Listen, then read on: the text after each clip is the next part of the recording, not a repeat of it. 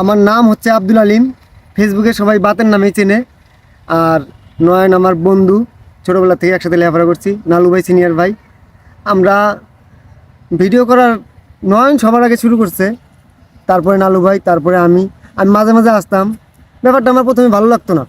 পরে নয়ন ডাকতো যে এই আলিম আয়, তোর একটা শর্ট আছে। এরকমভাবে আমি আসতাম একটু বিনোদনের জন্যে। এরকমভাবে আস্তে আস্তে আমার একদিন হঠাৎ করে নাম হয়ে গেল ফেসবুকে বাতেন। একটা বিকাশ থেকে বাতেন বলছি, এরকম একটা কথা বলছিলাম। পরে থেকে আমার বাতেন নামটা আর কি পরিচিতি পাইলো। সবাই বাতেন নামটাই পছন্দ করলো, সেখান থেকে আমার ভিডিওতে আসা। আর আমাদের ভিডিওগুলো সাধারণত গ্রামমুখী মানুষ তারাই দেখে। এলিট শহরমুখী মানুষ এরা আর কি ভিডিওগুলো কম দেখে।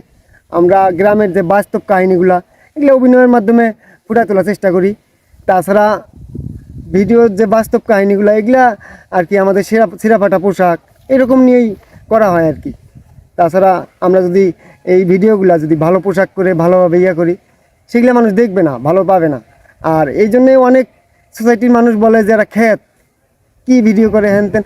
এগুলো হচ্ছে এলিট সমাজের লোক, কিছু তারা দেখে না আমাদের এই ভিডিওগুলো। আর পড়াশোনা, আমরা নয়নের পড়াশোনা শেষ হচ্ছে, আমারও নালু ভাইয়েরও শেষ হচ্ছে। আমরা এখন এইটার থেকেই আর কি চলতেছে, এই যে ফেসবুকে যে আর্নিংটা হয়, তাতে মনে করি যে আমাদের চাকরি বাকরি করা লাগবে না।